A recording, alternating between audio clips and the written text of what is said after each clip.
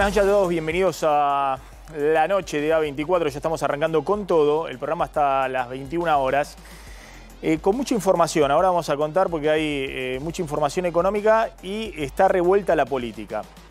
Y uno tiene la impresión de que están jugando con fuego, y no me refiero a la interna de la oposición, de Juntos por el Cambio, que en todo caso compromete las posibilidades de llegar al poder de Juntos por el Cambio, o las chances de Larreta, o las chances de Patricia Bullrich. Me refiero a lo que está sucediendo con la interna del oficialismo, que están en la gestión. Y ese es un gran, pero gran problema, porque siempre, obviamente, los oficialismos tienen muchísima más responsabilidad que las oposiciones. Y en este caso en particular, juegan con fuego porque la situación es muy, pero muy delicada. El Banco Central esta semana vendió 250 millones de dólares. Los dólares financieros están medianamente estables, el dólar blue también se mantuvo estable. Siempre a principio de mes también hay muchas empresas que venden dólares, sobre todo en el mercado informal, para pagar salarios, para hacer distintos tipos de pagos y de compra de insumos. Pero atención, porque se terminó el dólar soja y de nuevo el Banco Central poniendo en una semana 250 millones de dólares. Cepo por todos lados para tratar de hacer pie mínimamente en las reservas para lo que viene. Lo que viene es, obviamente, la dolarización electoral. Es una situación de mucha tensión cambiaria. La inflación, una leve desaceleración a fines de mayo, principios de junio. Tal vez el índice de mayo, ahora lo va a contar Claudio Slotnick, de alrededor del 8%, alguna décima más, alguna décima menos, un poquito menos tal vez que abril, pero estamos hablando 8% de inflación mensual. Anualizado eso es 150%. Hay una situación desde el punto de vista de la actividad económica que están todos los empresarios pensando cómo hacen para sostener mínimamente el nivel de actividad, porque se llega a caer el nivel de actividad en algunos sectores y tienen que empezar a ajustar fuertemente el empleo, a despedir. En el margen de toda esa situación muy compleja desde el punto de vista de la economía real, la política y sobre todo el oficialismo, porque insisto, las responsabilidades acá no son simétricas, está jugando con fuego. Hay una interna feroz respecto a quiénes van a ser los candidatos en el oficialismo y cómo se van a conformar las listas.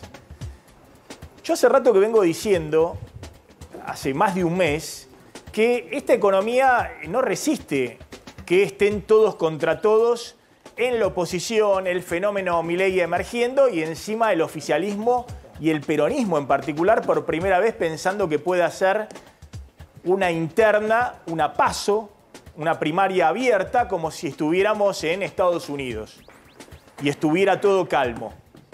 Y ahí me parece que no hay en esta puja por el poder una noción mínima de responsabilidad.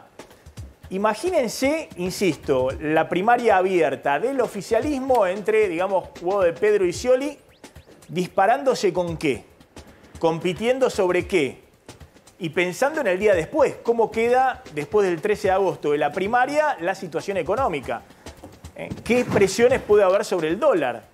Si van a empezar a correr o no los depósitos al dólar. ¿Qué pasa con lo que queda 3 billones de pesos de deuda en pesos que se tiene que renovar y están en manos privadas y que no entraron en el último canje que se hizo esta semana? Bueno, todo ese escenario muy pero muy complejo se pone en duda y le mete más incertidumbre y presión a ese escenario económico por esta interna muy muy fuerte, que hoy ha llevado a tener algunos ribetes verdaderamente muy llamativos. Salió Cecilia Moró en algún momento a decir que Massa estaba harto de esta situación, que ya lo habló con el presidente, que podía no seguir en el Ministerio de Economía. Esto tuvo una repercusión fuerte en el sistema financiero. Después salieron a aclarar el Ministerio de Economía que no era tan así, que están discutiendo los temas políticos, pero que el ministro de Economía no corre riesgo de dar el portazo, sino que va a seguir dentro del esquema de la gestión.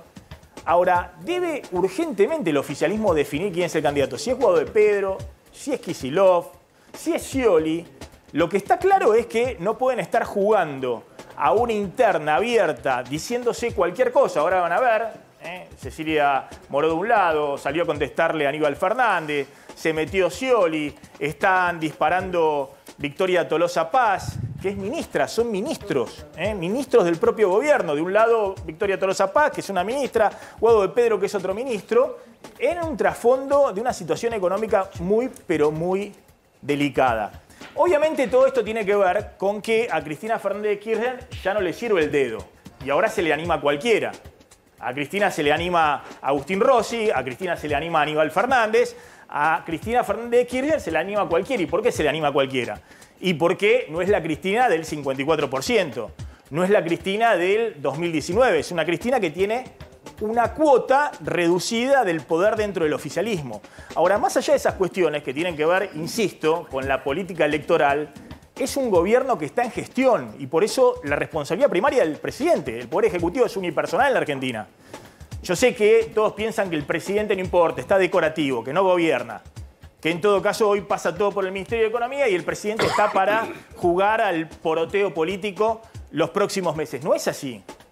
Es decir, si el presidente tiene un armado político que cree que tiene que ser distinto al que arma Cristina, bueno, se tendrán que sentar a discutir, pero tienen que frenar con la interna feroz a cielo abierto, porque el riesgo económico es muy, pero muy grande. Fíjate lo que decía hoy Cecilia Moró, la presidenta de la Cámara de Diputados, que está alineada dentro del Frente Renovador de Sergio Massa, con muy buenas relaciones con Cristina, y sus declaraciones hoy generaron una especie de terremoto dentro del oficialismo y sobre todo tipo de rumores en los mercados y en el ambiente empresario.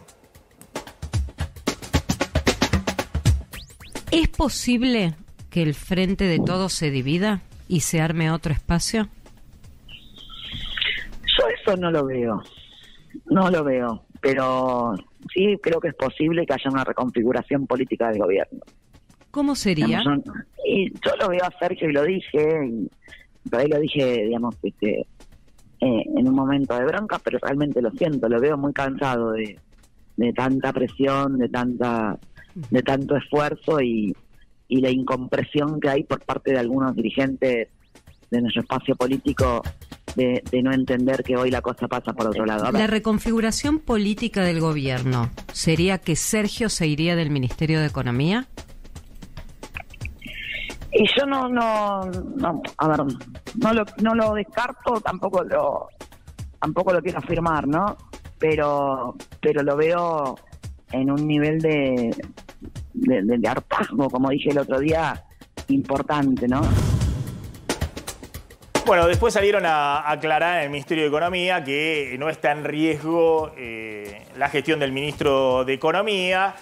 Salió Aníbal Fernández a decir que no puede haber una división dentro del oficialismo con un nuevo espacio oficialista que incluya al Frente Renovador de Sergio Massa, más el kirchnerismo y por otro lado Scioli con Alberto Fernández y demás.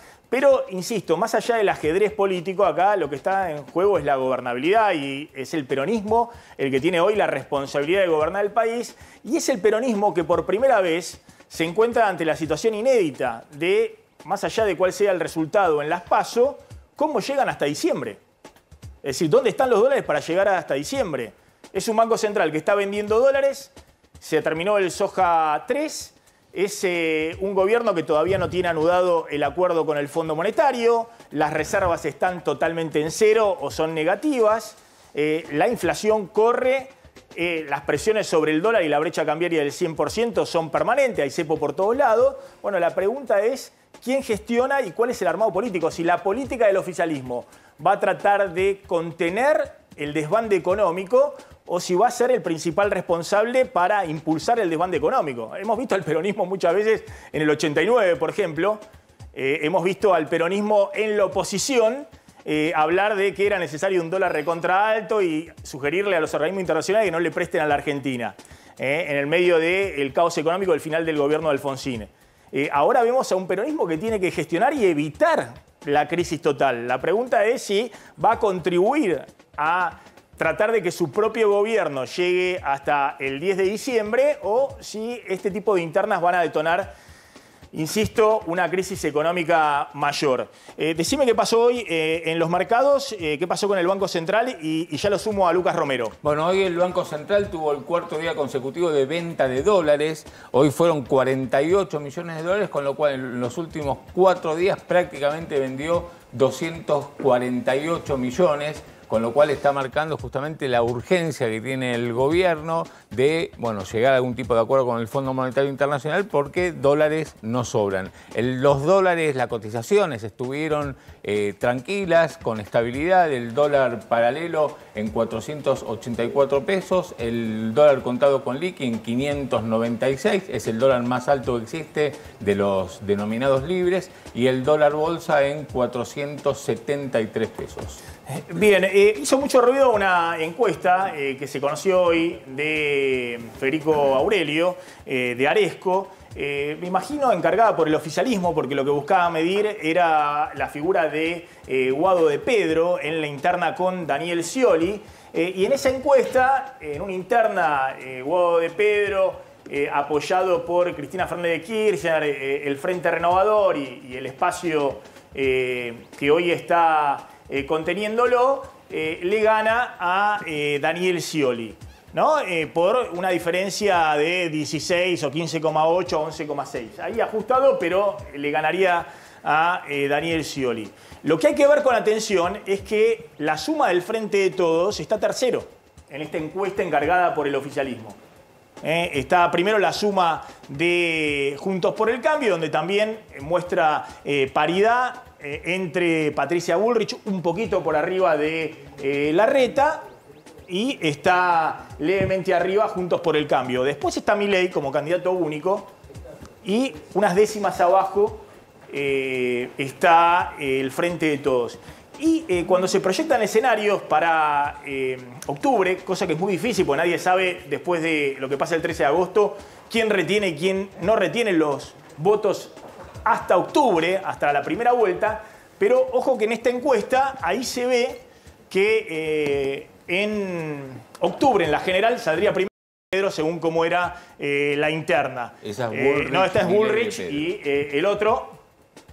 Ahí está, Larreta, ahí está. En Larreta, Guado de Pedro, sale claramente el Frente de Todos en tercer lugar y en primer lugar está Milei. En primer lugar está Milei en octubre. Con lo cual, en los dos escenarios, gane la interna Larreta o gane la interna Bullrich, el Frente de Todos tiene riesgo de, según esta encuesta, me imagino yo, encargada por el oficialismo, Aresco es una consultora que encuesta para todos, pero es la encuestadora principal del peronismo.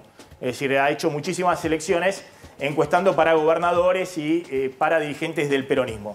Y está mostrando que pueden salir terceros. Es decir, que pueden quedarse afuera del balotaje. Lucas, ¿qué está pasando en el escenario económico? Esto hizo mucho ruido en el día de hoy. Mucho ruido, obviamente, en el oficialismo, donde todos dicen, bueno, estamos discutiendo que la paso con Scioli sí, que no, y esto que lo otro, y podemos para después quedar en octubre terceros, ¿no? Sí, permitime que, digamos, en nuestros escenarios lo que estamos viendo es bastante parecido a lo que mostrabas de Aurelio, es decir, un escenario de 3 mostrando niveles de competitividad similares. También en nuestro escenario el orden de prevalencia es ese, Juntos por el Cambio ligeramente arriba y el Frente de Todos ligeramente tercero, con Milei segundo, es decir, la escena es la misma. Ahora, es interesante porque esa foto condensa todos los factores explicativos de las tensiones que estamos viendo en el escenario. Hay 3 actores con condiciones de competir para entrar a la segunda vuelta. Eso nos multiplicó la probabilidad de ocurrencia de escenarios de segunda vuelta. Se pueden combinar cualquiera de las 3 posibilidades. O una segunda vuelta entre el Frente de Todos y Juntos por el Cambio, o una segunda vuelta entre 2 opciones opositoras, o una segunda vuelta entre el Frente de Todos y Milei, en el extremo. Entonces, eso le agrega mucha incertidumbre, pero déjame destacar algo que me parece que es muy importante para entender la tensión. Estamos en una etapa particular del proceso político, que es cuando la política tiene que confeccionar la oferta electoral, tiene que reducir a la unidad la lista de candidatos, las fórmulas para el Ejecutivo y las listas de candidatos para el Legislativo. Si vos mirás esa encuesta, las 2 principales coaliciones tienen internas competitivas, que es lo que vuelve todo mucho más difícil, porque ¿cómo reducís a la unidad de esa oferta? Muy difícil. ¿Cómo convencen a Daniel Scioli de bajarse cuando los números lo muestran competitivo frente a Guado de Pedro o frente a Massa? Y en el caso de Juntos por el Cambio pasa lo mismo. Tenemos una interna competitiva entre Patricia Bullrich y Horacio Rodríguez Larreta que va a tener que resolverse por la vía electoral el 13 de agosto. Entonces, esto le agrega mucha atención porque en las discusiones internas primero uno señala la diferencia, después confronta, y yo creo que en esta última etapa, hasta el 24 de junio, estamos en la etapa de las amenazas, ¿no? Esto parece, digamos, el famoso juego del chicken game. Claro, pero ojo que lo que yo decía que en el oficialismo, más allá de que sería verdaderamente electrizante ver en el año 2023 por primera vez desde el año 87 fue, perdón, el 87 fue Menem Cafiero, 87, sí. Es decir, por primera vez desde el año 87 sería hermoso ver una interna a cielo abierto en el peronismo, por TikTok, por Facebook, con las redes sociales, van a volar, pero va a ser operaciones de un lado, el otro sería, la verdad, muy interesante. La última interna que vimos del peronismo fue en el año 2015, provincia de Buenos Aires, Aníbal Fernández, Julián Domínguez. Y casi terminan los tiros, con Julián Domínguez diciendo me afanaron las urnas, los votos y demás. Pero, ojo, respecto al impacto económico, a esa interna, porque están en la gestión. Absolutamente, absolutamente. Ese es el problema que enfrenta el oficialismo. La situación es muy delicada. Vos lo contás día a día, Maxi. No es una situación para que el oficialismo se ponga a discutir programas económicos o política, porque tiene que acordar un acuerdo con el fondo para poder, digamos, afrontar esos vencimientos. Y ahí es donde yo digo, me parece que el oficialismo está condenado a que su propuesta electoral en algún punto tenga alguna armonía con este contexto económico, ¿no? Porque poner a un candidato que a lo mejor intente promover decisiones de política económica que no estén en línea con lo que el propio gobierno está negociando con el Fondo Monetario, bueno, incluso hasta puede ser contraproducente para mantener ese contexto económico estable, ¿no? Entonces, lo que dicen algunos es, bueno, supongamos que lo ponen a Kicillof. Y Kicillof hace una elección correcta y saca 30%. Y sale Milei y Kicillof al balotaje. El 14 de agosto tienen que ir a buscar el dólar a la estratosfera. Digamos, el Banco Central tiene que salir a reventar la tasa de interés a ver si frena la salida de depósitos. Exactamente. Y eso obviamente, digamos, afecta todo el curso del proceso electoral, afecta al oficialismo. Es una situación compleja. Creo que el 24 vamos a tener por lo menos la oficialización de la candidatura. No se discute más la candidatura, ya será campaña. Pero en este contexto económico van a ser tiempos de cinturón apretado y probables turbulencias, ¿no? Para vos hay un argumento, un solo argumento me parece a las PASO, pero insisto, es un argumento electoral, no es un argumento de gobernabilidad, es un argumento, vamos acá unos puntitos más para ver si podemos meternos en el balotaje. ¿No te parece que una interna dentro del Frente de Todos puede potenciar al espacio, darle más oferta? Bueno, si querés a alguien, no sé, más pro mercado, votá Scioli. Si querés a alguien que mantenga la bandera del kirchnerismo con buena relación con el establishment económico, votá Guado de Pedro. Si vos querés ampliar, si vos querés maximizar la capacidad de captación de voto, te conviene poner varios candidatos. No, digamos, ahí sería, si uno junta 3, 4 candidatos, probablemente junten más votos que 2 o 1. Sí. Ahora, el oficialismo, este es el argumento para defender la utilidad de la PASO. ¿Cuál es el argumento para defender la utilidad de un candidato de consenso? Así como está planteado la escena, desde el oficialismo lo que se ve es Milei candidato único, sacando 25, 26, 27% de los votos, Juntos por el Cambio dividiendo votos entre dos candidatos. Eso el oficialismo ya lo ve casi como confirmado. Con lo cual, si el oficialismo va con un candidato de unidad, puede competirle vis a vis a Milei la posibilidad de el 13 decir yo gané la PASO, yo tengo el candidato más votado. Este es un argumento fuerte también para aquellos que defienden, che, juntemos, reunámonos, fijemos un candidato de consenso, vayamos a ganar la PASO con el candidato más votado. Vamos a ver si podemos hablar en un ratito, si nos atiende Daniel Scioli, que ha ganado protagonismo y que está en esta disputa apoyado por el presidente, Tolosa Paz, Santiago Cafiero, frente a Massa y a Cristina Fernández de Kirchner. Pero te voy a hacer una pregunta y la dejamos picando. Si puede haber un candidato sorpresa en el oficialismo, que finalmente negocien y que no sea ni Guado de Pedro ni Daniel Scioli. Si puede haber algún tipo de fórmula de unidad para evitar las PASO, si eso ya es irreversible. Está Emiliano Jacobiti, que es diputado nacional del radicalismo, de Evolución, dentro de Juntos por el Cambio, es el principal promotor de la candidatura de Lustó en la Ciudad de Buenos Aires para enfrentar a Jorge Macri. Algunos dicen que es también el armador más importante que tiene no solamente el radicalismo, sino un sector de Juntos por el Cambio, pensando no solamente en la ciudad, sino también a nivel nacional, que se mueve. Así como Macri juega fuerte, dicen Emiliano Jacobiti juega muy fuerte en las grandes ligas de la política, operando también por atrás. ¿Cómo estás viendo este escenario? Este escenario donde esta semana estábamos discutiendo si implosiona o no Juntos por el Cambio, y ahora también se está discutiendo, bueno, la tensión enorme en la interna feroz del oficialismo. A ver, lo primero que veo es que las fuerzas políticas deciden utilizar una herramienta que son las PASO, que, como recién decías, te puede generar amplitud. Obviamente, las PASO tienen distintos... Lo primero que tenemos que saber es que los frentes políticos duran durante la elección. Después desaparecen y vuelven a constituirse en la próxima elección.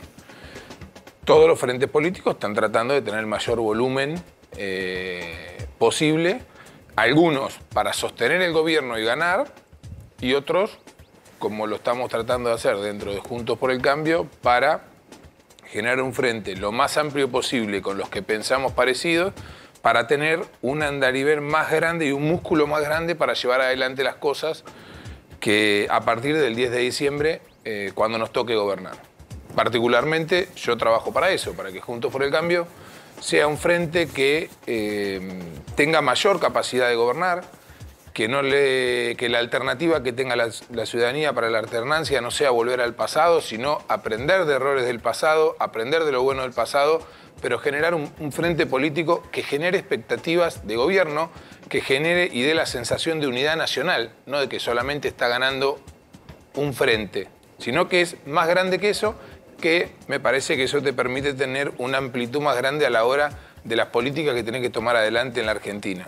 Está bien, ahí me contabas todo para qué sirven las PASO y demás, como si estuviéramos en Suiza, digamos. Estamos en la Argentina. Voy al oficialismo y después vamos a Juntos por el Cambio.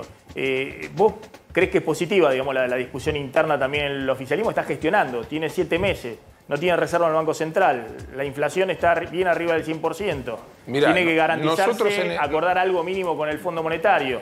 Ver si acá hay empresarios que no le sueltan $1, que están diciendo, bueno, yo para producir necesito que me suelten los dólares. Se supone que quienes están dentro de un espacio político tienen gran parte de sus plataformas políticas de coincidencia. No tendría por qué ser difícil. Digamos, no tendría por qué afectar la gobernabilidad del gobierno si gana uno o si gana el otro. En el caso del Frente de Todos es un caso excepcional, pues es una fuerza política donde vos viste que decisiones como por ejemplo el acuerdo con el Fondo Monetario Internacional las terminó tomando en el Congreso con la oposición y no con el oficialismo. Es un caso atípico, efectivamente puede generar esa PASO una situación de no dar certezas hacia afuera, sobre todo, a los que tienen que apostar a la Argentina, a los que tienen que volver a prestarle dinero a la Argentina. Efectivamente eso puede pasar, porque el Frente de Todos demostró durante estos 4 años que sus peleas hacia adentro son más fuertes que las peleas que a veces tienen o las discusiones que a veces tienen con la oposición. En el caso de Juntos por el Cambio me parece que no, que estamos discutiendo sobre la incorporación de actores que piensan muy parecido a nosotros. Ahora, voy a esa discusión. Yo pienso al revés. Me parece lo que se ha desnudado en Juntos por el Cambio son visiones muy distintas de lo que hay que hacer a partir del 10 de diciembre. Está claro que hay un perfil de lo que hay que hacer que plantea Macri, que plantea Bullrich, que ven en Milei un posible aliado para sumar gran parte de la sociedad detrás de lo que ellos creen que hay que hacer, que es un ajuste rápido, liberar rápidamente el cepo, avanzar con reformas de que podríamos tildarlas de liberales. Y después hay otra parte de la coalición, que es Larreta, Lustó, Gerardo Morales, se lo puede sumar ahí a Schiaretti, Elisa Carrió, que creen que no, que hay que hacer una construcción política distinta, que la cosa es mucho más gradual, que hay que tomarse un año para hacer otras cosas. Digo, ¿no hay diferencias de fondo donde Macri está buscando, en todo caso, un guiño hacia Milei y ustedes están al contrario, en una confrontación con lo que Milei representa? Sí, a ver, la coalición política ya discutió si incorporaba o no incorporaba a Milei y tomó una decisión por unanimidad que es de no incorporarlo.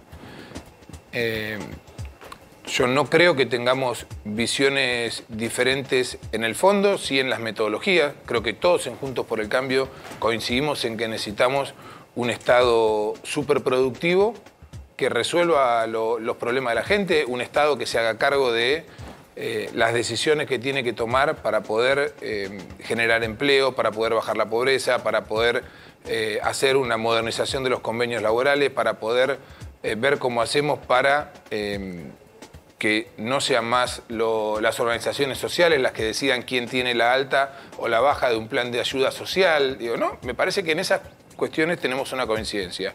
Obviamente hay quienes dentro de Juntos por el Cambio tenemos una visión de que la grieta no nos lleva o no nos da posibilidades de gobernar o que nos permite hacer cambios que no duran. ¿Sí? Creo que lo que nos pasó en el gobierno de Cambiemos tenemos que aprender. ¿No? Nosotros tenemos que aprender que la metodología de negociar ley por ley con cada uno de los gobernadores hace que en el momento que tenés que tomar decisiones difíciles y cerca de las elecciones, todos se corran. Por eso para nosotros, y un sector importante, te diría que súper mayoritario dentro de Juntos por el Cambio. De hecho, todos los partidos de Juntos por el Cambio fundadores, y más la mitad del PRO, estamos de acuerdo en que el camino es la ampliación.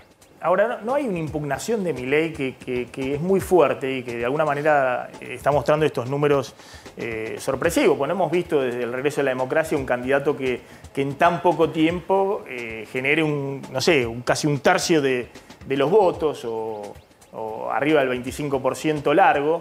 Y que le esté disputando a las dos grandes coaliciones de poder, donde tienen detrás al peronismo y detrás al radicalismo.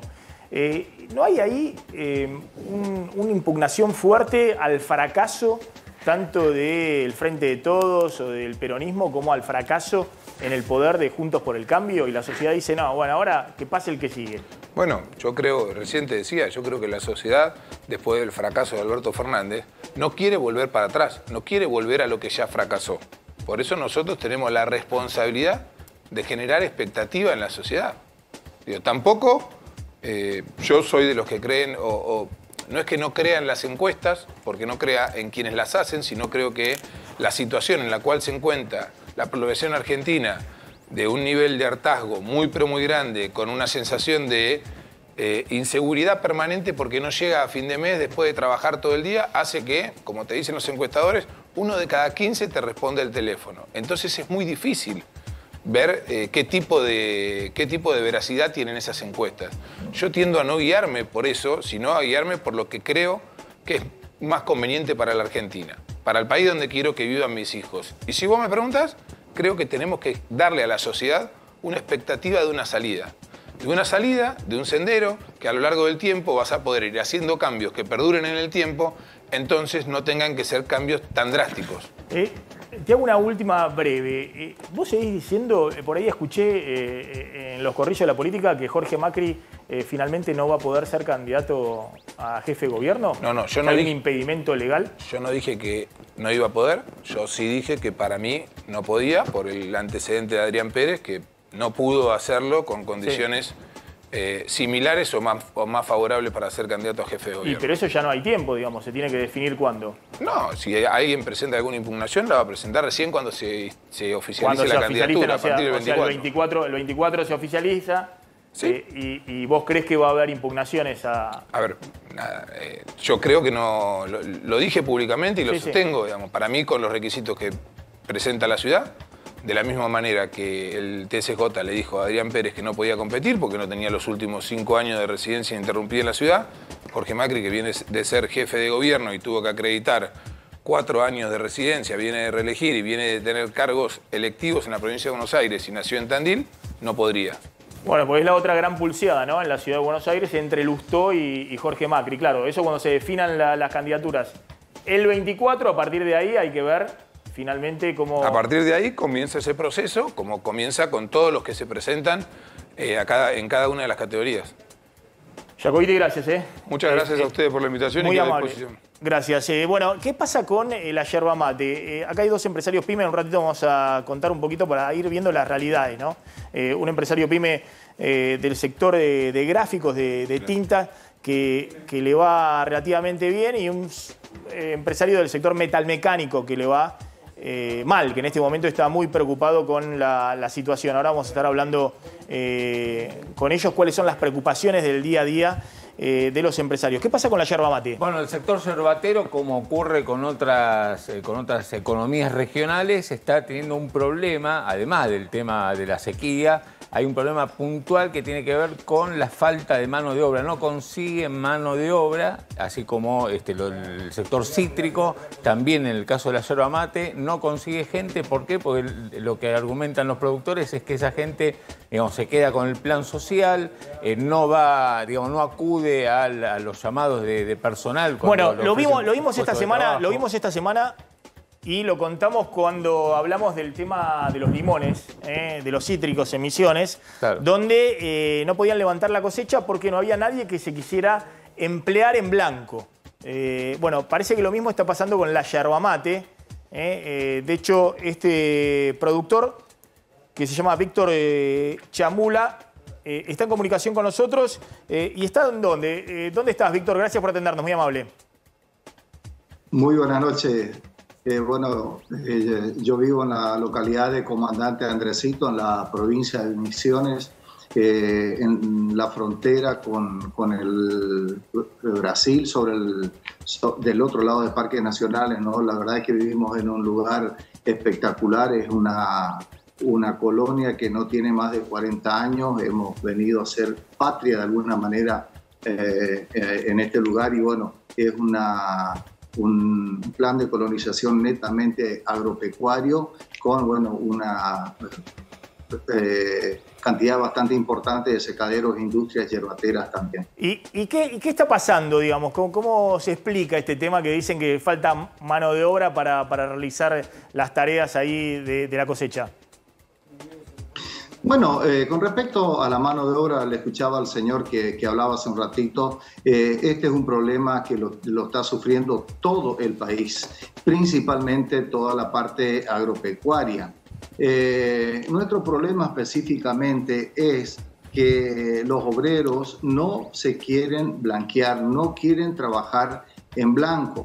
Y lo más curioso de todo esto es que nosotros sí hacemos los aportes aunque no los declaremos, porque el sector primario, lo que es la hoja verde, la extracción de la hoja verde, nosotros pagamos la corresponsabilidad gremial anticipadamente, sobre balanza. Nosotros ponemos el camión sobre la balanza, automáticamente se nos retiene la corresponsabilidad gremial que cubre toda la parte de carga social, jubilación, etcétera, etcétera, y también la famosa interzafra. El cosechero que trabaja en la zafra de la yerba mate se corta el periodo de cosecha y automáticamente comienza a cobrar un sueldo por 6 meses y ni siquiera así se motiva a trabajar blanqueado. Yo creo que es algo... ¿Y a qué lo atribuyen? ¿A qué lo atribuyen? ¿Cuáles son los sueldos? ¿Cuáles son los salarios? ¿Cuál es el valor de los salarios para un peón rural que hace todo el tema de la cosecha, el salario mensual? Bueno, un peón, vamos a sacar el trabajo por día trabajado, porque nosotros le pagamos a los empleados semanalmente, todos los días viernes se le paga a los cosecheros. Y de promedio, un cosechero en una yerba como la que estamos viendo en pantalla ahí en Plantas Buenas, un cosechero levanta o extrae alrededor de 700 kilos de promedio. Se está pagando a 12.000 pesos la tonelada, así que sáquele la cuenta. Un cosechero hoy está cosechando alrededor de, en la cosecha está sacando alrededor de 8 a 10.000 pesos por día en los cobros semanales, eso de bolsillo. Pero el problema, ¿por qué el obrero no se quiere blanquear? Es decir, que podría sacar entre 160.000 y 200.000 pesos por mes. En un trabajo muy duro, ¿no? ¿De cuántas horas? Claro, el tema que pasa algo muy particular en la yerba mate los días lunes hasta que se levanta la gente, que se organiza, qué sé yo, generalmente, no en todos los casos, empiezan a trabajar por la tarde hasta el día viernes, así que trabajan 4 días y medio, 5 días por semana, y calcúlele unas 8 horas por día porque tenemos el periodo de carga también, así que calcúlele unas 8 horas por día, y en el invierno es imposible trabajar más que esto porque a las 6 de la tarde ya es de noche, así que hasta que se carga y todo, por ahí no llegan a las 8 horas de trabajo, pero es más o menos eso. Bueno, ¿y por qué dice entonces que tienen el problema para conseguir empleados que se blanqueen, que queden registrados? Sí. Bueno, el problema acá es el siguiente.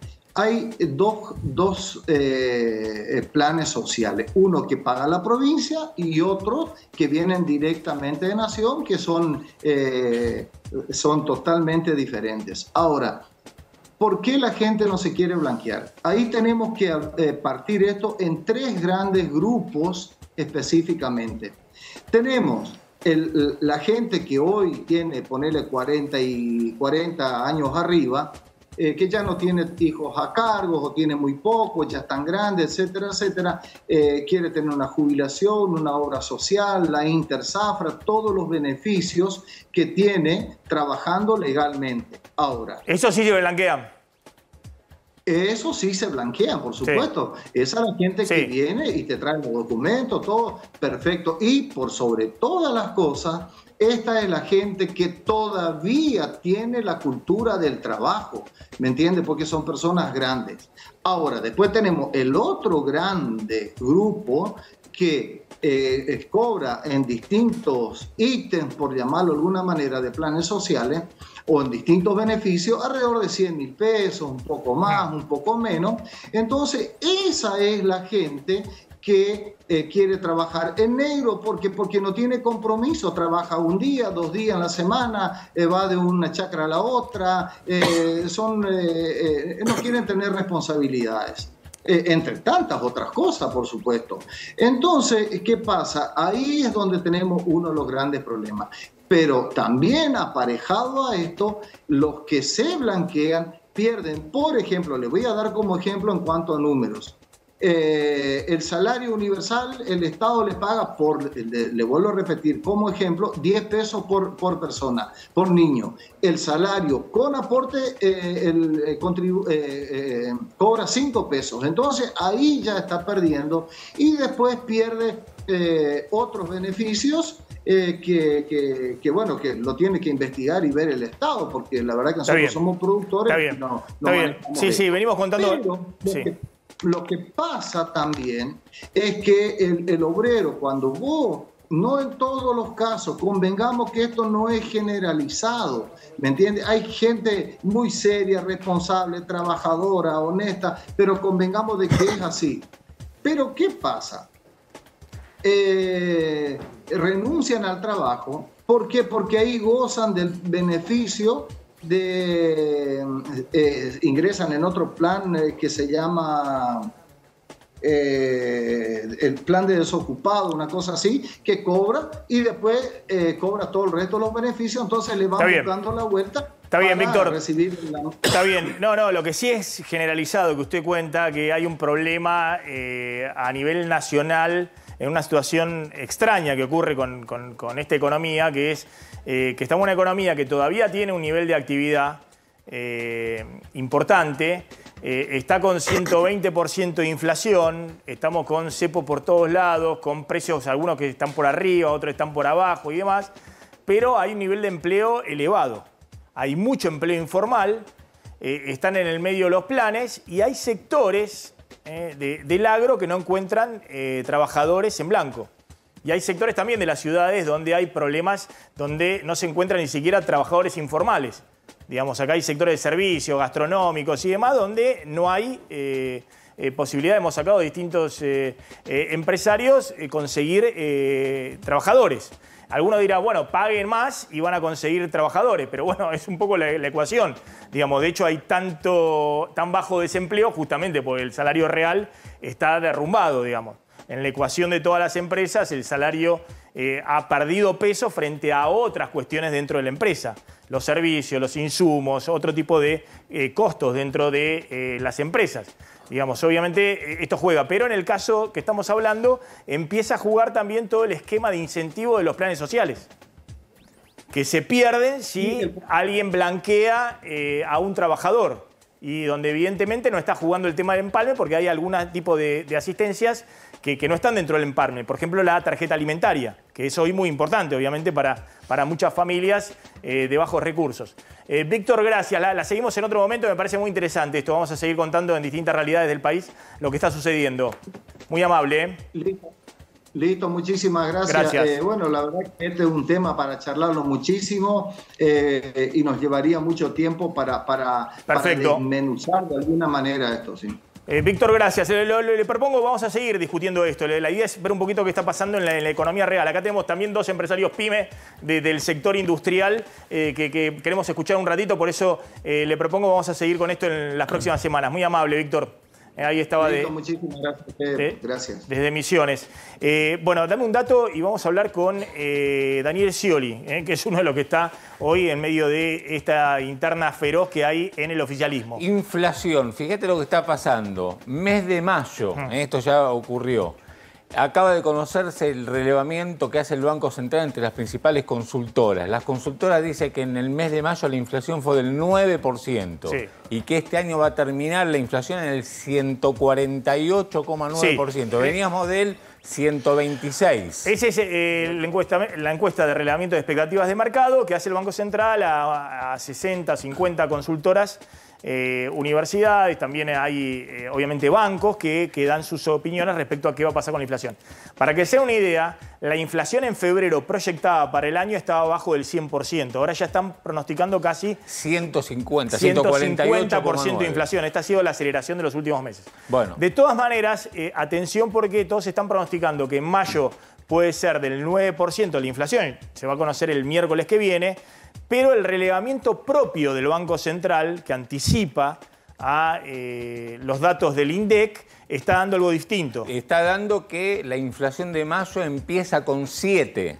Esa es la información. O sea que estaría levemente abajo del 8%, dice el Banco Central. Abajo del 8%. Esa es la estimación que ellos mismos hacen. Así que esto se va a conocer el miércoles. Bien. O tienen razón las consultoras 9 o tiene razón el Banco Central. Sí, el Banco Central nunca da el mismo dato del INDEC. A veces da menos que el INDEC, a veces da más que el INDEC. Pero esto puede significar que el dato de mayo pueda estar por ahí algo menos que el 8,4% de abril. Claro. Esto coincide con el relevamiento de algunas consultoras como es LSG. Claro, acaba de dar a conocer lo que ocurrió en la primera semana de junio. Sí. Y lo que dicen ellos es que la inflación fue en una semana del 0,6%. Fue, según LSG, la inflación semanal más baja desde antes de la última corrida. ¿Debido a qué? ¿Debido a qué? Y acá hay que ver puntualmente lo que está pasando en el sector alimenticio, en carnes, en pollo, carne vacuna, en pollo y en verduras. Que habían subido mucho, y acá les da carne. El pollo y la carne. Del 0,1, sí. En aceites bien. Baja del 0,2, baja también el precio del pollo y las verduras apenas arriba del 0,3. Ya está Daniel Scioli. Scioli, gracias por atendernos, muy amable como siempre. Hola, ¿cómo estás? Muy buenas noches, Maxi. Te extraño al mediodía. Bueno, pero ahora estamos en este horario. Espero que nos siga en este horario también. 19:30 a 21 horas. Bueno, a ver, ¿qué está pasando? Porque la verdad que ha habido frases muy fuertes de uno y de otro lado. Y básicamente Cristina, Massa, el sector del kirchnerismo, Guado de Pedro, están muy enojados con usted y con el presidente porque dicen en esta situación no puede haber paso. ¿Qué está haciendo Scioli? ¿Qué es lo que quiere Scioli? No me consta nada de todo lo que se dice.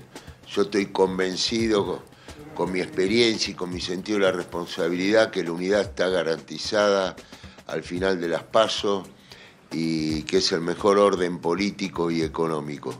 Darle el poder a la gente que democráticamente ordene las candidaturas dentro de nuestro frente político. Y usted quiere ir a las PASO y dice que va a ser candidato, efectivamente. ¿Esto no tiene marcha atrás, no tiene posibilidad de negociación con Cristina?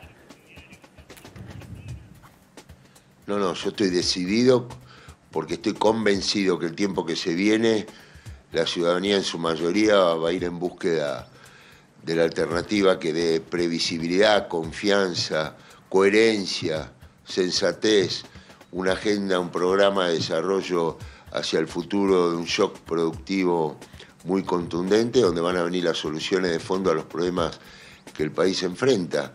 Y precisamente con ese sentido peronista, que la columna vertebral de nuestro movimiento son los trabajadores, ese es mi compromiso con ellos. Y con una clase media que sé que también tiene sus dificultades hoy, ¿no? Particularmente con las expensas, los gastos fijos, la prepaga, el que manda a un colegio privado. Entonces, el camino hacia el futuro de Argentina, yo veo que si no caemos en esas alternativas que plantea la oposición en todo su derecho, un camino de la dolarización, o los que dicen que van a dinamitar todo, hacer lo mismo que el 2015, pero más rápido, ahí no está la solución. Yo sé que hay bronca, que hay gente que la está pasando mal, que el salario no alcanza, que la inflación golpea, pero voy a generar las condiciones para que se vaya a votar con expectativa de un país mejor. ¿Y quién es el que está...? La PASO, pues estoy convencido que la PASO amplía, integra. ¿Y quién lo apoya? ¿Quién lo apoya usted en la PASO? ¿Alberto Fernández, el presidente? No, el presidente es el presidente. Es lo que se ha manifestado con toda claridad, que está a favor de las PASO. Y por lo tanto no va a tener ninguna intromisión ni responsabilidad en el proceso de internas abiertas y simultáneas, que por otro lado es ley.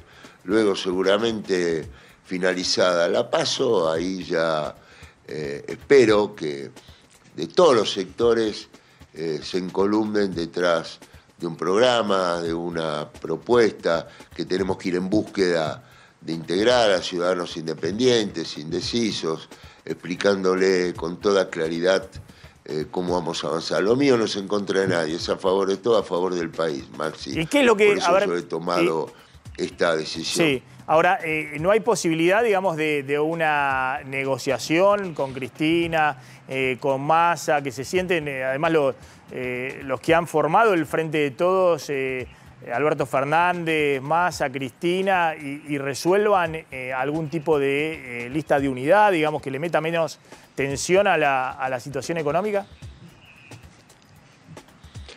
Perdón, pero ¿de dónde sacaron? ¿Ustedes escucharon a la vicepresidenta decir que está en contra de las PASO? ¿O son de las tantas cosas que se imaginan a veces lo dime directo de Argentina? Usted dice que de ninguna manera. Usted dice que la vicepresidenta está alentando las PASO. No, yo no puedo hablar por ella. Lo que digo es que no hay ninguna expresión pública de ella en contra de la PASO. Inclusive los gobernadores, lea las declaraciones últimas de Capitanich, que dice, si no hay una candidatura de síntesis, que no la hay, que integre y represente a todo el conjunto del Frente de Todos, se puede ir a una PASO acotada. No, bueno, pero inclusive en varias hubo una reunión de 13 gobernadores esta semana. En el Chaco hay PASO. Hubo una reunión de 13 gobernadores esta semana diciendo que había que generar un candidato, digamos, ¿no? Un candidato a unidad, cualquiera fuera. También dijeron del fuerte compromiso federal, que yo lo tengo, de una comisión de acción política bienvenida, de un programa de gobierno que lo tengo con toda claridad, que esta renovada experiencia en Brasil me ha permitido tener una visión geopolítica y muy claro las soluciones de Argentina hacia el futuro. Luego hicieron referencia a que se busque encontrar un candidato de unidad, pero la unidad está garantizada y nosotros cuando vemos la oposición, especialmente Juntos por el Cambio, estas discusiones que hay, tenemos que llevar previsibilidad, tranquilidad, confianza a la ciudadanía, que no está atento a todas estas peleas o discusiones, sino a lo que está atento a sus problemas de la vida cotidiana. Y de eso yo me preocupo y me ocupo. Convencido, porque hace 25 años, cuando comencé mi carrera política, Maxi, era salvando la distancia un escenario similar. No, te tenés que bajar, que la unidad del periodismo. Y dije, no, que sea la gente que decida. ¿Cuál es, si yo cuál es la voy a ser diferencia? El candidato a diputado por la Ciudad de Buenos Aires o no. Y gané las PASO. Y al otro día estábamos todos juntos. Y después le gané a Cavallo. Eso es democracia. ¿Cuál es la diferencia principal que tiene en visión de país con Guado de Pedro, que en teoría sería el otro contendiente en la teórica paso del peronismo? Yo tengo muy claro mi programa integral de gobierno. No he visto hasta el momento el programa de Guado, a quien respeto, a quien conozco hace muchos años, y si finalmente llega a ser él el candidato que encabece otra lista, como el caso de Agustín Rossi, está absolutamente garantizado que vamos a encarar esta etapa con mucha responsabilidad, porque al final del camino no solamente nos tiene que unir a nosotros, sino a todos los argentinos que quieren un país de desarrollo industrial, una Argentina cada vez más productiva, construir sobre lo construido, ese sentido común de acuerdos. Y yo he demostrado a lo largo de mi carrera política mi capacidad para lograr puntos de encuentro, unir, integrar. No sé si escuchó, digamos, pero bueno, ha habido en su momento mucho ruido por un WhatsApp que el presidente le envió a un periodista muy reconocido, cercano al oficialismo, donde decía el presidente que él quería terminar con 20 años de kirchnerismo. Y donde ahora el presidente que habla por WhatsApp con periodistas de un lado, del otro, a cualquier... yo no hablé con el presidente, no intercambió un WhatsApp desde que asumió, digamos. O sea que, menos conmigo, con todos los periodistas de la Argentina intercambia el presidente, tira la versión de que él va a terminar con 20 años de kirchnerismo. ¿Esa es un poco, digamos, la idea de enfrentar a Cristina en una PASO? De ninguna manera. Yo voy a enfrentar los problemas, no a la vicepresidenta ni a un sector en particular, porque el día después lo necesitamos todo para avanzar. Entonces, y no me consta nada de lo que Maxi ha hecho referencia. Yo soy, todos saben, tengo una relación de amistad, de confianza con el presidente, jamás ni en privado me ha dicho una cosa semejante. Bueno, y finalmente, ¿cómo ve a los dirigentes de la oposición? Hay un Javier Milei que ha irrumpido en el escenario político con un discurso, palabras más, palabras menos, de castigo muy fuerte. No quiero usar el que se vayan todos, pero es castigar a todos, ¿no? La casta. Tanto al oficialismo como a Juntos por el Cambio, los que fracasaron en el poder. Ese es un poco el discurso muy fuerte de Milei, y es un discurso que está aprendiendo, digamos, porque de hecho está ahí en la discusión de entrar en el balotaje, incluso puede ser el candidato más votado. ¿Cuál es su evaluación de Milei? Yo voy a hacer lo posible para que la gente vaya con un sentido de voto constructivo, a votar con expectativa de un país mejor, no con bronca.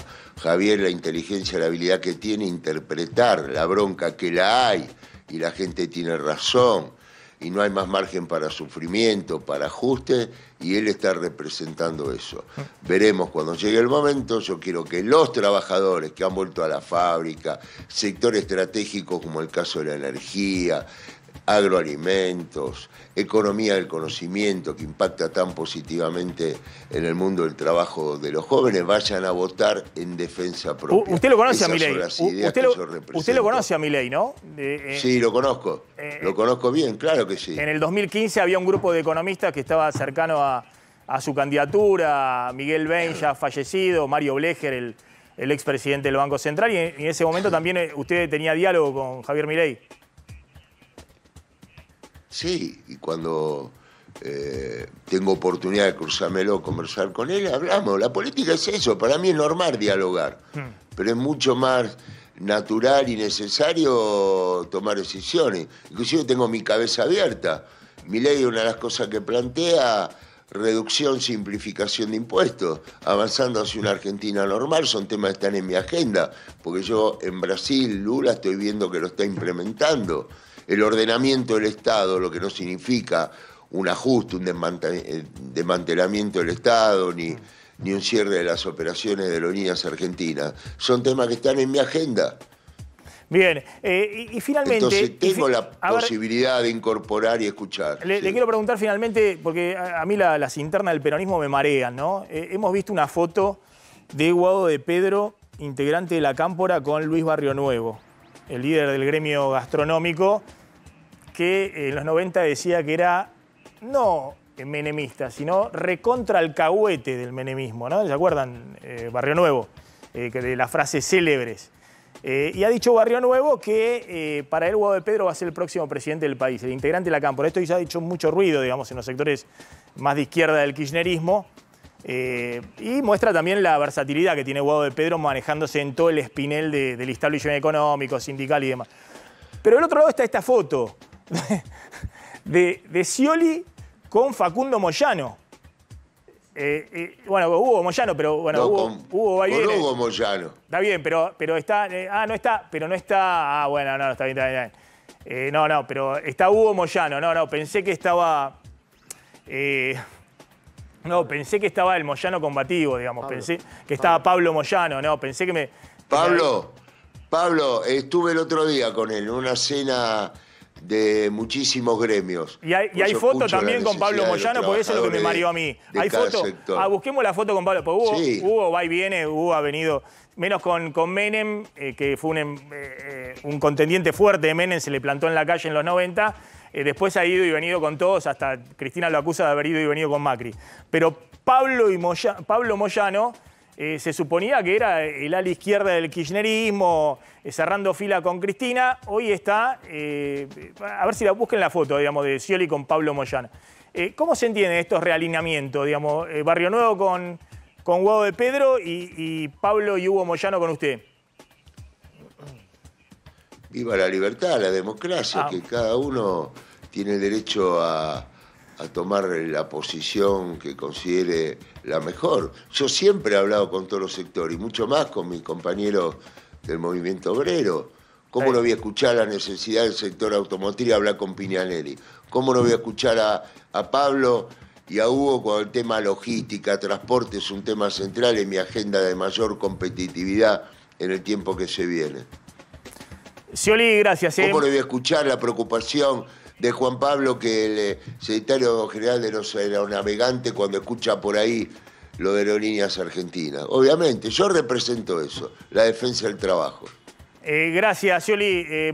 Seguimos, ahí está la foto. Gracias, Maxi. Mira, ahí está la foto con Pablo Moyano. Estas son las cosas que yo digo, bueno, es cierto que Scioli va de una punta a la otra, entonces es difícil encasillarlo, porque es cierto que tiene diálogo con todos, digamos, ¿no? Pero, no es mi caso, no voy de una punta a la otra, voy siempre para adelante, no es un tema de izquierda a derecha, es hacia el futuro, hacia adelante, siempre he hablado con todos los sectores, Maxi. Gracias, Scioli.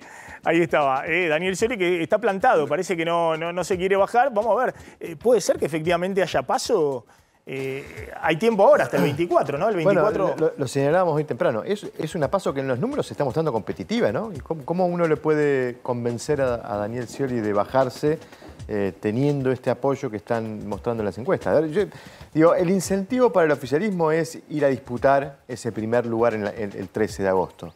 Pero también es cierto que ha habido discusiones internas dentro de este frente y quizás la paso sea necesaria para poder buscar el equilibrio que deje contentos a todos y permita conservar el frente en condiciones razonables para ir a competir en una elección, ¿no? Y quizás la paso sea una instancia legitimadora, por ejemplo, para Guado de Pedro, y que le permitiría a Cristina evitar que sea señalada como la que puso el candidato a dedo. Si Guado de Pedro es el candidato...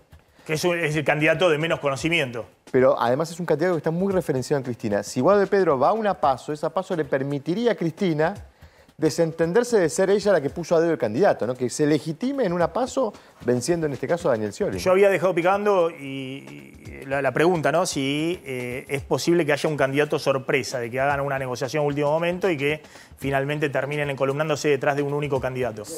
Puede ocurrir. Que no sea ni Guado de Pedro ni Scioli. Puede ocurrir, no me imagino que no salga de los nombres que se está mencionando, ¿no? Principalmente Sergio Massa, que pudiera ser, me parece, el candidato de consenso natural. Pero, digamos, Scioli, Guado de Pedro, me parece que de allí no va a salir el nombre, si es que sale un nombre de consenso. Lucas, gracias. No, por favor. Gracias muy amable, como siempre. Bueno, vamos a hablar con Cecilia en un ratito de este caso terrible que ha ocurrido en San Antonio de Padua, de este empresario asesinado, estaba durmiendo con su esposa. A la noche en su casa entraron por la persiana del living, 5 personas. Terrible. Trató de defenderse, terminó asesinado. y su mujer lucha por su vida, muy grave estado. Ahora va a contar toda la situación, todos los detalles y bueno, y si está tras la pista de los asesinos. Están acá Diego Guerri, que es fabricante de artículos de ferretería, empresario pyme. Gracias, Diego, de nuevo. Y Marcelo Abiel Girard, que es el dueño de una fábrica de tintas con 52 años de trayectoria. A ver, empiezo por vos, Marcelo. Vos tenés una empresa que, ¿qué es lo que hace y cuántos empleados tiene? Buenas noches, Maxi. Nosotros fabricamos tintas para envases flexibles. Sí. Los envases flexibles es todo lo que ves en el supermercado. Polietileno, polipropileno, laminados, todo lo que contiene lo que es arroz, consumo masivo, leche, etiquetas de gaseosas, todo eso.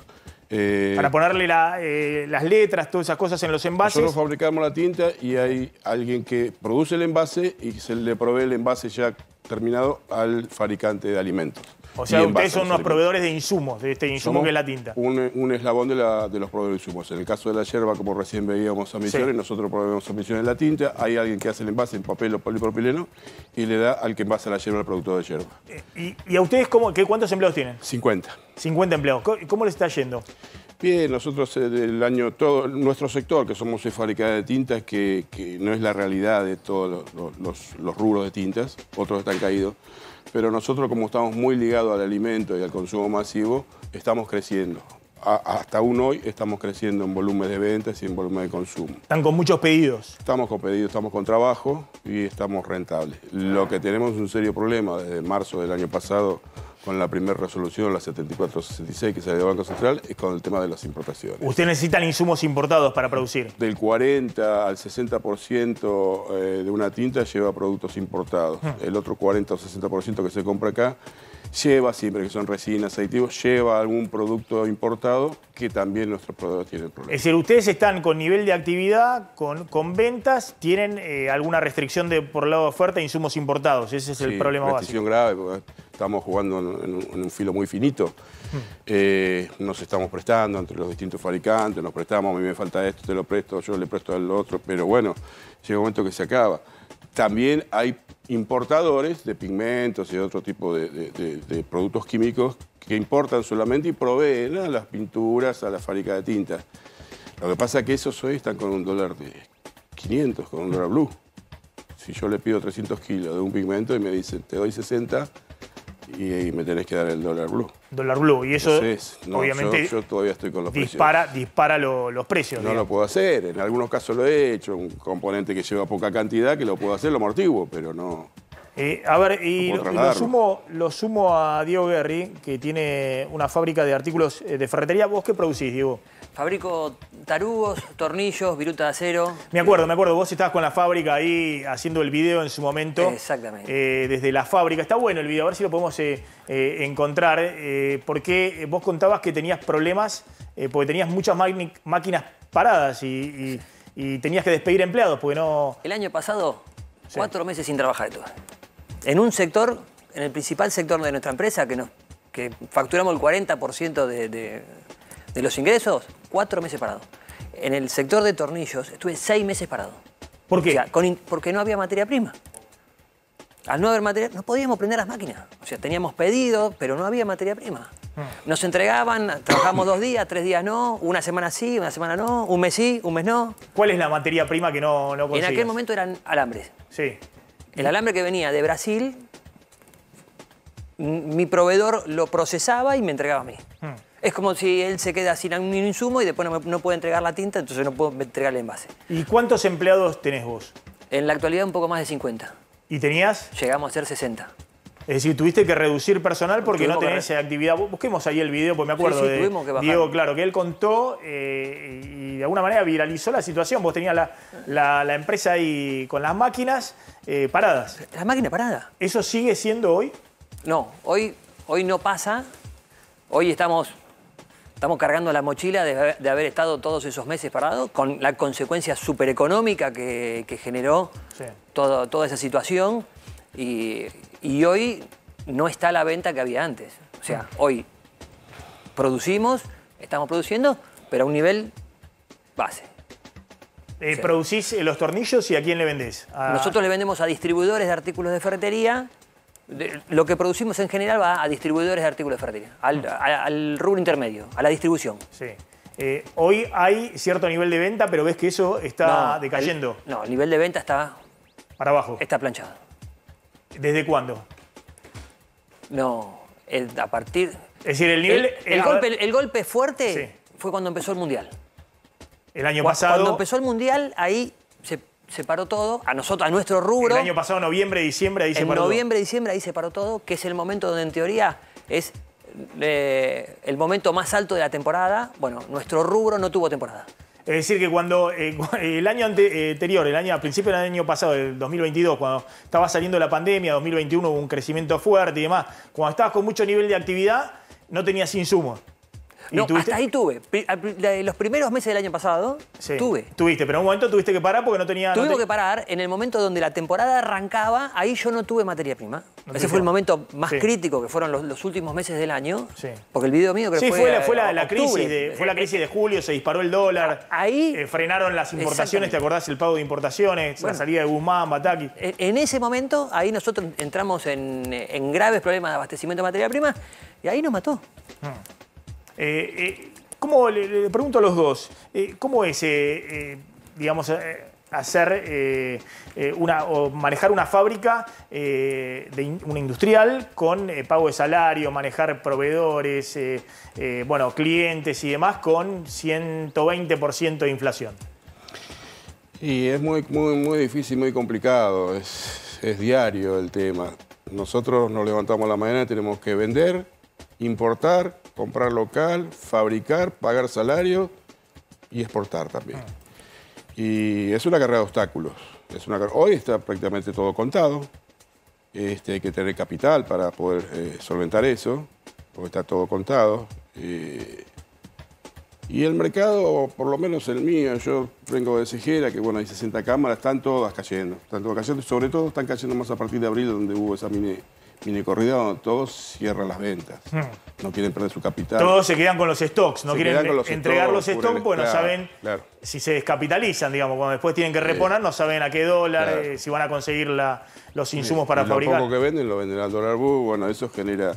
Y aparte hay una realidad, el sueldo, aún el sueldo formal y en blanco, alcanza para alimentos nada más. Por eso yo todavía estoy en esa cadena de valor que tengo trabajo. Estoy muy ligado a lo que es alimento. Y la gente lo último que deja de hacer es comer. Los demás rubros están cayendo mal. Diego, ¿cómo ves la perspectiva? Vos sos joven, es una empresa familiar, digamos. Es una empresa familiar. Vos tomaste la posta de en el 2004, a partir del 2004, fallecieron mis padres en un accidente y a partir de ahí lideramos... Vos tomaste la posta de... Sí, ya veníamos trabajando, pero ahí tomamos la posta. Con tus hermanos y más. Sí, mostremos el video donde Diego... Mostrémoslo directamente. ¿Y cómo ves el futuro? Tenés que defender una empresa de 50 empleados para una empresa pyme. Es una empresa pyme tendiendo a mediana, digamos, una empresa pyme importante. El futuro corto es muy complejo. Sí. O sea, lo que va a pasar los últimos 6 meses y los próximos meses del año que viene van a ser muy complejos. Nosotros tenemos una empresa que certificamos ISO 9000, metimos tecnología de gestión, entonces estábamos ordenada y organizada. Y teníamos stock. Pero el año pasado, si no lo hubiésemos tenido, nos hubiésemos fundido. Y hoy lo que vemos para adelante es tremendamente complejo. Y no hay perspectiva. ¿Estás angustiado con eso? Y claro que vamos a estar angustiados. Porque la gente viene y te pide, che, ¿qué pasa? ¿Qué onda? ¿Hay aumento? Los empleados que en una pyme son parte de la familia, digamos, los conocés, pasás más tiempo con ellos que con tu familia. Pero si tengo empleados que tienen 25 años, que empezaron a trabajar cuando yo empecé a trabajar adentro de la fábrica. Cuando vos eras un pibe. Claro, la mayoría de los empleados míos tienen más de 5 años trabajando con nosotros. Porque los que tuvimos que despedir fueron los últimos que incorporamos. Desde que yo estoy al mando de la empresa, yo tomé la empresa, éramos 8 empleados y un sector productivo. Hoy tenemos 3 sectores productivos y superamos los 50. La primera vez en la historia que nosotros... En realidad hubo 2 momentos. El fin de Macri, los últimos años de Macri, nosotros tuvimos que despedir por primera vez y no contratar. ¿Por qué había una recesión fuerte? Porque había una recesión fuerte. Fue la primera vez que bajamos en cantidad de personas. Y la siguiente fue esta. Fue el año pasado. Ahí se veía el video. Ahora pasó un fragmento de lo que te pasó el año pasado en medio de la crisis y la disparada del dólar en julio y el cierre prácticamente de pago de importaciones. Totalmente parado. Y siguen pasando los meses y no... Mirá, esta es una máquina de roscar tornillos y una de estampar. Y así una de cada una de todas esas. Mirá, están todas paradas. No hay nada material. Acá debería haber alambre que alimenta estas máquinas. Hace 6 meses cancelamos un segundo turno. O sea que hace 6 meses no tenemos doble turno. Gente que no trabaja. Hace 30 días empezamos a parar las máquinas. Hace 15 días está todo totalmente parado. Porque no hay materia prima. Tenemos la gente, pero no tenemos materia para trabajar. Bueno, eso fue el año pasado y después tuviste que achicar el personal, 10 personas casi, de trabajar. Un poco menos, pero perdí un cliente en Colombia. Yo soy exportador, exporto Uruguay, Paraguay, Colombia, República Dominicana, Tornillos. Guatemala. En este caso Viruta, otro de los productos. Perdí un cliente en Colombia. Perdí mi principal cliente en el mercado exterior, lo perdí. ¿Por qué? Porque no tenías y en ese momento no teníamos insumo. No teníamos insumo. Y tuvo que buscar un proveedor en otro lado, digamos. Sí, y eso me ganó un proveedor de Ecuador. ¿De Ecuador? De Ecuador. Y eso fue un golpe fuerte para tu empresa. Fue una pérdida de cliente más. Pero, a ver, nosotros nunca tuvimos un gran volumen de exportación. O sea, el máximo fue entre un 15 y un 20%. Un año máximo fue un 20% del volumen de exportación. Somos muy del mercado interno. Pero ayuda, colabora. Hay momentos donde el mercado estaba bajo. Si hoy tuviese cliente, mi mercado sería otro. Claro. Para cerrar, Marcelo, ¿cómo ves el futuro? Y el futuro lo veo complicado. Estamos ante una crisis económica y política formidable, donde un banco central, yo que tengo trabajo, no tengo dólares porque el banco central no tiene dólares, con toda la buena predisposición de los funcionarios de economía y de producción, pero el banco central no tiene dólares, no tengo materia prima. Acá el colega tampoco tiene materia prima y ahora se le cayó el mercado en el rubro de él. Ante las alternativas que se vislumbra y por lo que estuvieron comentando ustedes, una devaluación sería catastrófico. Sí, no arreglaría nada, digamos. Lo que haría absolutamente nada. Espiralizaría toda la situación. Lo situación. dejaría sin capital para poder reponer la materia prima en caso y la recesión va a ser peor. O sea que el panorama es muy complejo, muy incierto. Yo soy del Movimiento Nacional PYME. Hicimos una encuesta, ¿no?, entre todos los socios. Y solamente el 15% tiene una perspectiva de mejora. Más del 60% una perspectiva igual y el resto negativa. Gracias a los dos. Obviamente son pymes que han sobrevivido a también las grandes crisis. En tu caso, Marcelo, la hiperinflación, hasta el Rodrigazo, ¿no? Empecé con el Rodrigazo. Sí, vos empezaste con el Rodrigazo, pero después la hiperinflación de 89-90 y en tu caso la del 2001, que fue una crisis devastadora, sobre todo para las empresas pymes también fue mortal. Pero bueno, yo siempre digo, los empresarios pymes tienen historias de sobrevivientes en la Argentina. Si fueran a otro país, a instalarse en otro país, la rompen. Terminan siendo en poco tiempo empresas gigantescas, ¿no? Cada crisis nueva se perfecciona, porque esto de no poder importar, no tener los dólares, no pasó ni siquiera en el 2002. No les había pasado antes, no. Incluso no les había pasado. Gracias a los dos, es muy interesante escucharlos. Vamos a ir a la tanda cuando volvamos a hablar con Cecilia de lo que ha pasado terrible con el tema de la inseguridad y este empresario asesinado en San Antonio de Padua. Atención, información urgente. A ver, encontraron Cecilia. El auto en el que escaparon los delincuentes que mataron ayer, esta madrugada, a Gabriel Iso y hirieron de gravedad a su mujer, que está ahora luchando por su vida y perdió un ojo. Así es como se ve, cómo se iban. Este es uno de los videos de las cámaras de seguridad que permitieron encontrar este auto abandonado en Castelar Sur. En este momento, el fiscal Claudio Oviedo y la fiscal Monti están en el lugar del hallazgo y están esperando la policía científica. Ahí lo que podemos ver es el recorrido que hizo el auto hasta llegar al lugar donde lo encontraron ahora. Estos 5 delincuentes que atacaron a este matrimonio ayer en San Antonio de Padua. Bueno, es impactante verdaderamente este caso y las novedades, ¿no? Está Gonzalo Sorgo ahí en Castelar, donde se encontró el auto. Gonzalo, ¿qué tal? ¿Cómo estás?